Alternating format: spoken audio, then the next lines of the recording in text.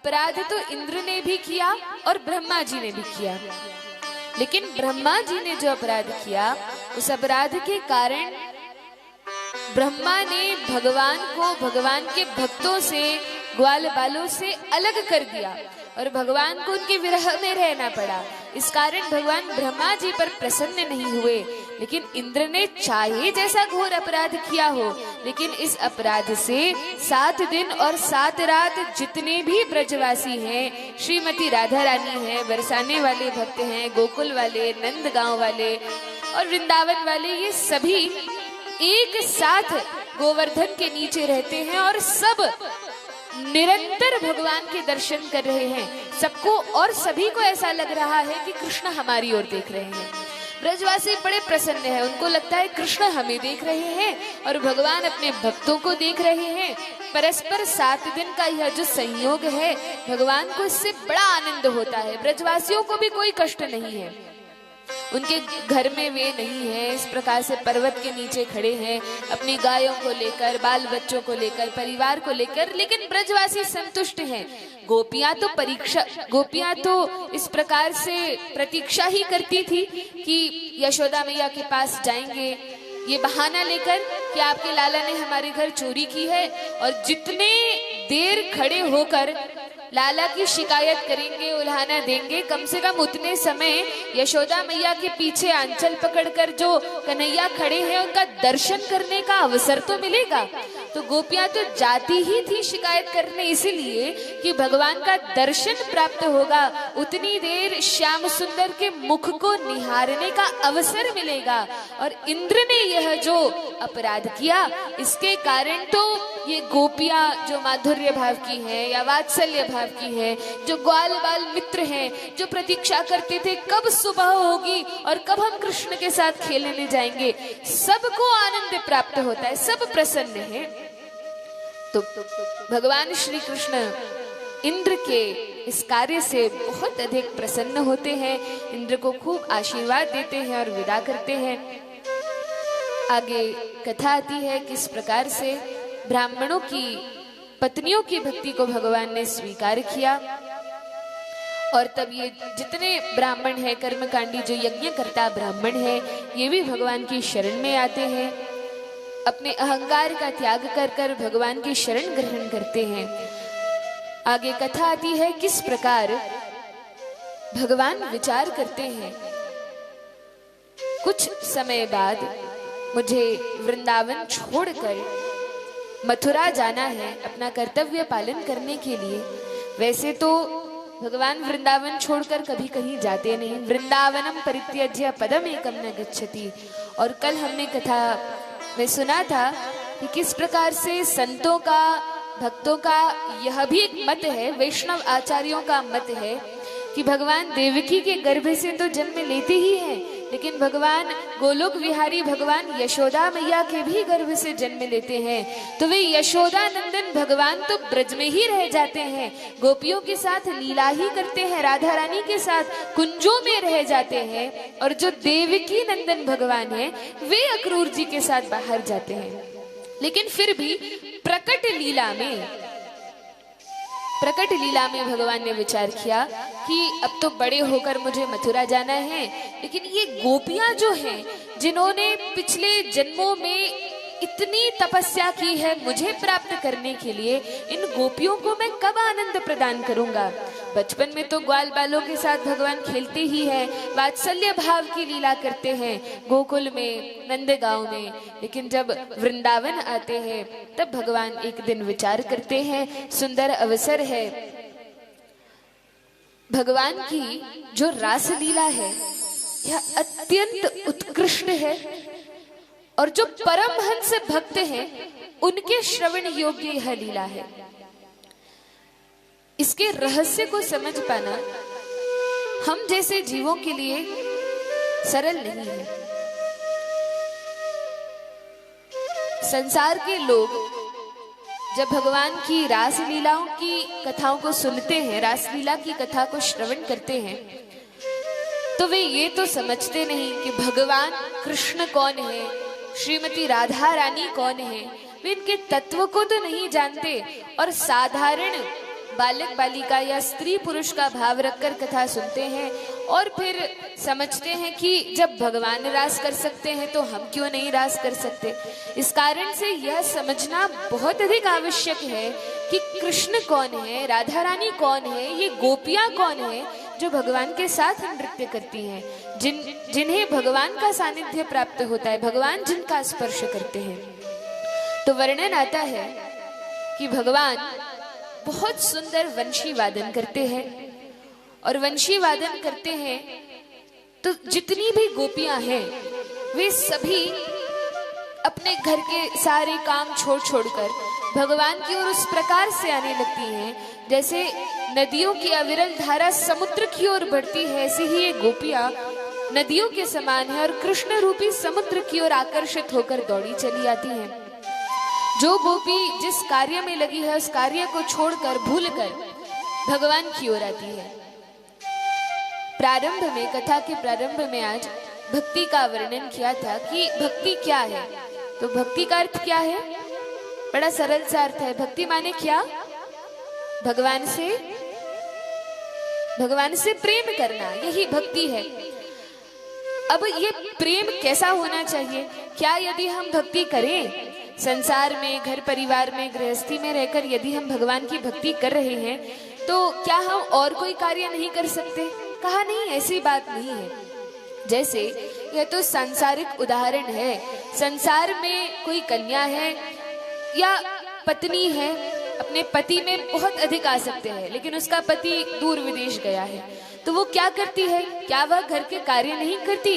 क्या वह सास ससुर की सेवा नहीं करती? तो कहा कार्य तो वो सारे करती है और बहुत अच्छे से करती है। सास ससुर की भी सेवा करती है, घर के भी कार्य करती है, सब कुछ करती है, लेकिन उसका मन कहाँ लगा होता है? तो कहा मन तो उसका पति में लगता है।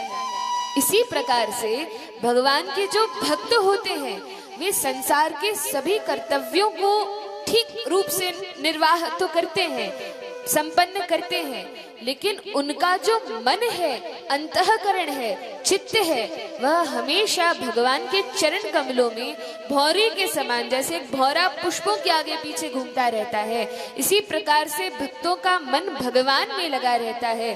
अपने सारे काम करते हुए वे भगवान का नित्य स्मरण करते हैं। भला ये कैसे संभव है? तो बहुत आसान है। यदि हम घर में झाड़ू लगा रहे हैं तो झाड़ू लगाते लगाते मैया भगवान का स्मरण कर सकती है, कथा का, किसी कीर्तन का स्मरण कर सकती है और अपना काम कर सकती है। यदि भोजन बना रहे हैं तो भोजन बनाते बनाते भगवान की लीलाओं कथाओं का स्मरण कर सकती हैं कि कन्हैया किस प्रकार से ब्रज में खेलते हैं, किस प्रकार से अलग अलग अवतार लेते हैं, क्या लीला भगवान करते हैं, अथवा नाम जप करते हुए जब मैया भोजन बनाएंगी। और यदि इस प्रकार से काम किया जाए तो कितनी बढ़िया बात है। यदि ऐसे घर में माताएं भोजन बनाए भगवान का स्मरण करते हुए तो क्या होगा? उस भोजन में जो माता सोच रही है वे सारे संस्कार उस भोजन में चले जाएंगे और फिर घर के जितने लोग उस भोजन को भोग लगाकर प्रसाद रूप में ग्रहण करेंगे उनके भी हृदय में भगवान की भक्ति प्रकट होगी, खूब वर्धित होगी और उनका भी मन भगवान में लगा रहेगा। इसलिए यह बहुत अधिक आवश्यक है कि हम किसके हाथ का बना खाते हैं, क्या वह भक्त हैं कि अभक्त हैं, क्योंकि जिस प्रकार का हम भोजन करते हैं उस प्रकार का हमारा मन हो जाता है, अंतःकरण हो जाता है। इसलिए घर के सभी काम करते हुए, घर के बाहर के जो भी काम काज है, संसार के व्यवहार है, हमारे जीवन का केंद्र हमें भगवान को रखना चाहिए। यदि केंद्र कृष्ण होंगे तब जो भी कार्य हैं, अच्छे हैं, बुरे हैं, सब अपने आप भगवान की इच्छा से जैसा होना है वो हो जाएगा। तो ये गोपियां तो नित्य प्रति भगवान का स्मरण करती हैं और ब्रज की यह जो गोपियां हैं जिनके साथ भगवान रास करते हैं, ये कोई साधारण स्त्रियां नहीं है, कोई साधारण ब्रजबालाएं नहीं है। तब ये कौन है? कहा गोपियों के रास में अलग अलग मंडल हैं। कुछ गोपियां वे हैं जो पिछले जन्म में, पिछले युग में, त्रेता में दंडकारण्य के ऋषि मुनि थे, जो संत हैं, महात्मा हैं, ऋषि मुनि हैं, ये वे थे। और जब इन्होंने देखा कि किस प्रकार से भगवान श्री रामचंद्र माता सीता के साथ, लक्ष्मण जी के साथ आते हैं और मैया सीता बड़े भाव से प्रेम से श्री रामचंद्र के पैर दबाती हैं, सेवा करती हैं। तो इन ऋषि मुनि संतों के हृदय में यह भाव उठा, काश कभी हम भी श्री रामचंद्र की इस भाव से सेवा कर सके। भगवान से प्रार्थना करते हैं, प्रभु ऐसे माता सीता आपकी सेवा करती हैं, क्या हमें भी अवसर मिलेगा? भगवान कहते हैं, देखो पहली बात तो आप सभी संत महापुरुष हैं, पुरुष होकर और पत्नी के भाव में कैसे सेवा कर सकते हैं? दूसरी बात, इस बार तो मैंने मर्यादा पुरुषोत्तम के रूप में एक पत्नी व्रत धारण किया है, लेकिन अगले युग में जब मैं लीला पुरुषोत्तम श्री श्याम सुंदर के रूप में आऊंगा, तब आप सभी संत जन गोपी बनकर आना और आपकी यह जो इच्छा है सेवा करने की माधुर्य भाव में, यह इच्छा भी पूर्ण हो जाएगी। तो ये दंडकारण्य के जो महान ऋषि संत हैं, महापुरुष हैं, जो ब्रह्मचारी सन्यासी हैं, ये गोपी बनकर ब्रज में आते हैं और भगवान के साथ रास करते हैं। और कौन है गोपियां? तो कहा दूसरा जो मंडल है उनकी ये गोपियां साधारण नहीं है, वेदों की जो ऋचाएं हैं, छंद हैं, मंत्र हैं, जो भगवान की स्तुति गान करते हैं, ये वेदों की ऋचाएं साक्षात मूर्तिमान होकर गोपियों का रूप धारण कर कर ब्रज में प्रकट होती हैं, ताकि भगवान की लीला में प्रवेश कर सके, रास में प्रवेश कर सके। और कौन है? तो कहा इस प्रकार अलग अलग मंडल हैं, अलग अलग भक्त संत तपस्वी जो पिछले जन्म में कई जन्मों से, कई कल्पों से भगवान की भक्ति में रत हैं, भगवान से प्रार्थना करते हैं, वे इस रास में प्रवेश करते हैं। साथ ही भगवान के नित्य धाम गोलोक वृंदावन धाम में राधा रानी के ही श्री अंग से जब वे विस्तार करती हैं तो अनंत गोपियां प्रकट होती हैं। ये नित्य गोपियां हैं। ये नित्य गोपियां भगवान के साथ रास करने के लिए इस पृथ्वी पर भी आती हैं। जहां जहां भगवान जाते हैं, भगवान के पार्षद हैं, भक्त हैं, राधा रानी है, ललिता विशाखा आदि सखियां हैं, यमुना जी हैं, गोवर्धन है, ब्रजरज है, ये सभी जाते हैं, लीला में सहयोग करते हैं। तो ये नित्य गोपियां आती हैं, राधा रानी, ये सभी गोपियां ये आते हैं और भगवान के साथ रास करते हैं। रास प्रारंभ होता है, भगवान वंशी का वादन कर रहे हैं और भगवान जिस गोपी को बुलाना चाहते हैं केवल वही गोपी आती है। हमारी भाषा में हम समझ सकते हैं कि भगवान की बांसुरी में, भगवान की मुरली में सभी गोपियों के फोन नंबर फीड हैं। अब जिस गोपी को कॉल करते हैं उसी गोपी तक आवाज पहुंचती है और वह गोपी दौड़ी दौड़ी चली आती है। अर्थात भगवान जिस गोपी को बुलाना चाहते हैं, एक एक करके वे सारी गोपियां दौड़े दौड़े रास मंडल में प्रवेश करती हैं। और जब आ जाती हैं शरद पूर्णिमा के दिन, ये सभी एकत्रित होती हैं, तो भगवान गोपियों से कहते हैं, अरे गोपियों, इतनी रात में और तुम तरुण स्त्रियां हो, तुम्हें आना यहाँ ठीक नहीं है, बताओ किस प्रयोजन से आई हो? गोपियां कहती है, कन्हैया, पहले स्वयं ही वंशी बजाकर हमें बुलाते हो और फिर कहते हो क्यों आई हो? ये गोपियां साधारण भक्ता नहीं है। ऐसा नहीं है कि ये जानती नहीं थी कि भगवान कृष्ण भगवान है, उनके ऐश्वर्य को नहीं समझती थी। गोपी गीत में गोपियां कहती हैं कि देखो कृष्ण, हम जानते हैं कि आप साक्षात भगवान हैं।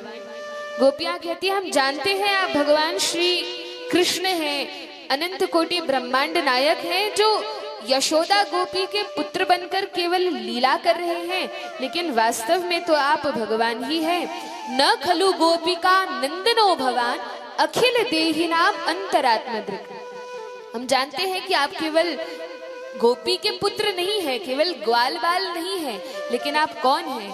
तो कहा अखिल देहिनाम अंतरात्मदृक्, जो प्रत्येक जीव के हृदय में विराजमान परमात्मा है, वे और कोई नहीं, आप ही हैं। इसका अर्थ क्या हुआ कि गोपियां जानती हैं कि ये भगवान है। इस कारण ही तो पति सुतान्वया भ्रातृ बांधवान अति विलंघते अच्युत आगताः।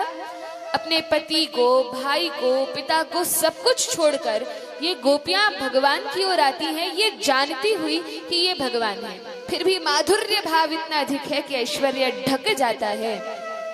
सर्व धर्मान परित्यज्य की कोटि की ये भक्ता हैं, सर्वोत्कृष्ट भक्ता है माधुर्य भाव की। और ये गोपियां एकत्रित होती हैं, तब भगवान के साथ इनका बहुत सुंदर वार्तालाप होता है।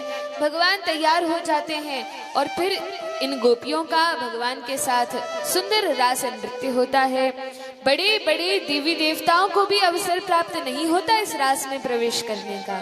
और संतों से सुना है कि यहाँ तक तो लक्ष्मी जी ने भी कहा कि मुझे रास में प्रवेश करना है, लेकिन लक्ष्मी जी को भी रास में प्रवेश नहीं मिला, जिसे लक्ष्मी जी आज भी तपस्या कर रही हैं भगवान के रास में प्रवेश करने के लिए। तो ये गोपियां साधारण नहीं है, भगवान की अत्यंत प्रिय भक्ता है, राधा रानी की ही विस्तार है। और गोपियों के साथ भगवान रास करते हैं। बोलिए वृंदावन बिहारी लाल की जय।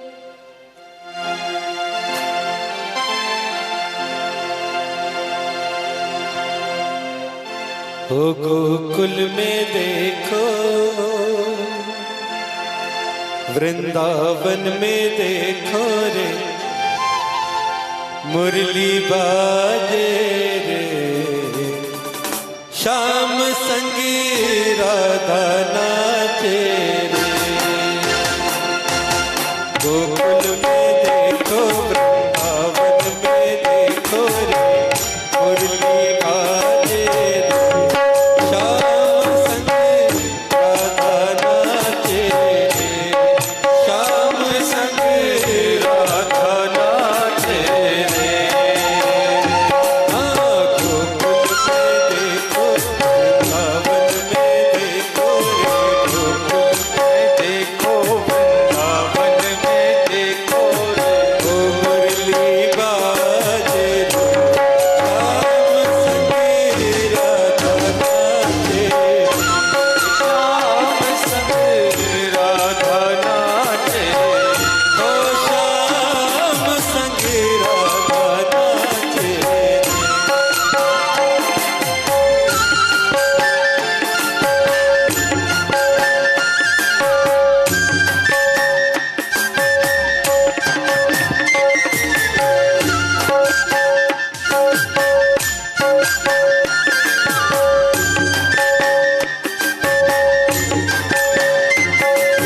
रास रचो है, रास रचो है, यमुना किनारे हरी रास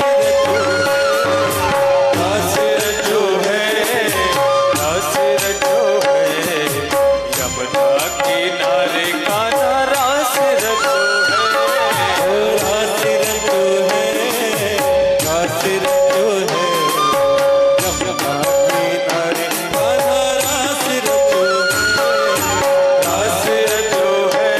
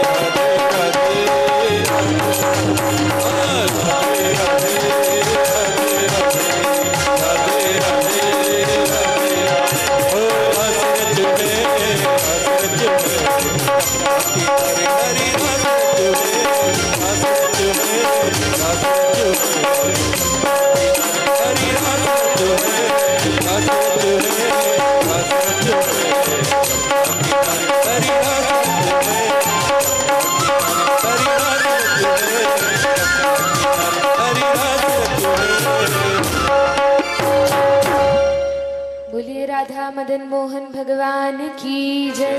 हरे कृष्णा कृष्णा कृष्णा हरे हरे, हरे राम राम राम हरे हरे।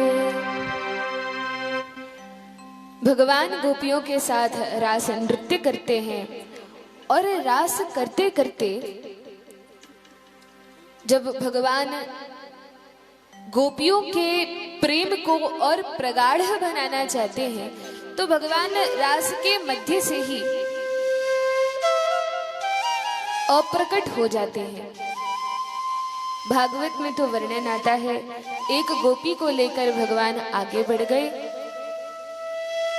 और ब्रजवासी भाव देते हैं कि वह एक गोपी और कोई नहीं, श्रीमती राधा रानी ही है। उनको लेकर भगवान रास के मध्य से चले जाते हैं और अन्य सारी जो गोपियां हैं रास करते करते, अब जिस समय रास नृत्य हो रहा था तो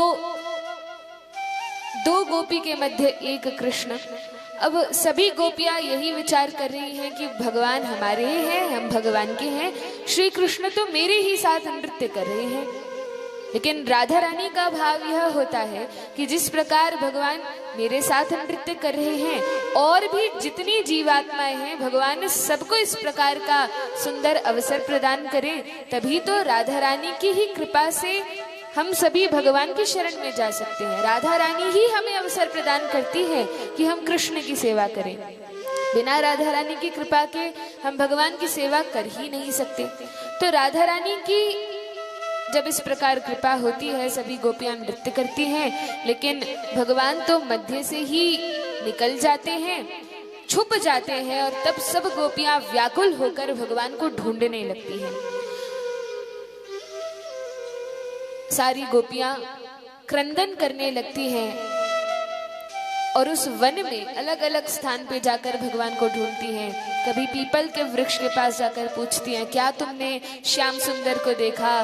कभी अशोक के वृक्ष के पास जाकर कहती हैं, अरे तुम तो बता दो कि भगवान कहाँ छुपे हैं, तुम तो जानते हो कि विरह की वेदना क्या होती है। माता सीता ने अपने अश्रुओं से तुम्हें सींचा है, तुम बता दो कि भगवान कहाँ गए हैं।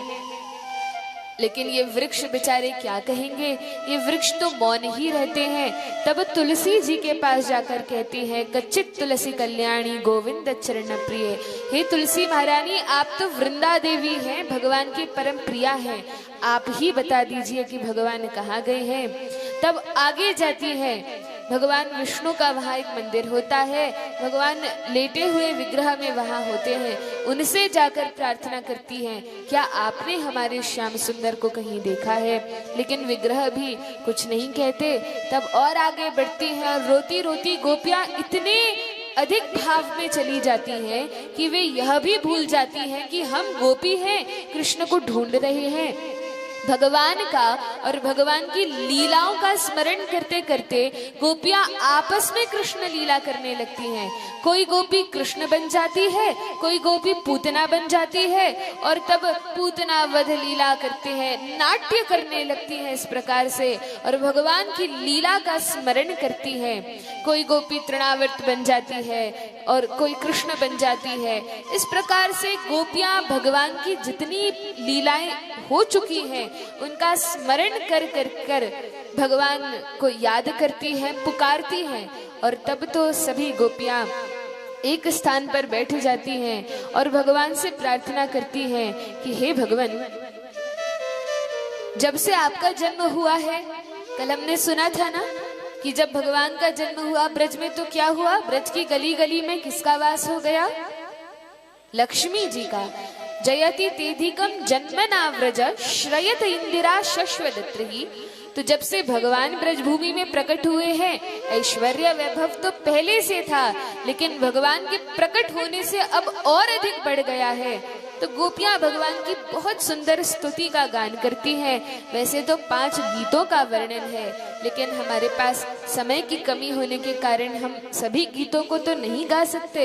लेकिन भागवत का जो प्राण है यह रास पंचाध्याय है। दशम स्कंध में रास पंचाध्याय, और इस रास पंचाध्यायी का भी यदि सार लिया जाए, 5 गीत, उनका भी सार तो गोपी गीत है। गोपियों से बड़ा और कौन भक्त हो सकता है। और गोपी गीत में भी यह जो श्लोक है, तव कथामृतम तप्त जीवनम, यह भगवान को अति प्रिय है। तो आइए हम सभी गोपियों के उस भाव का स्मरण करते हुए भाव से गोपी गीत को गाएंगे। आप सभी से विनम्र निवेदन है कि भगवान की कृपा से सभी के पास मोबाइल फोन तो है ही, थोड़ा उसका भी उपयोग भगवान की सेवा में कर लिया जाए।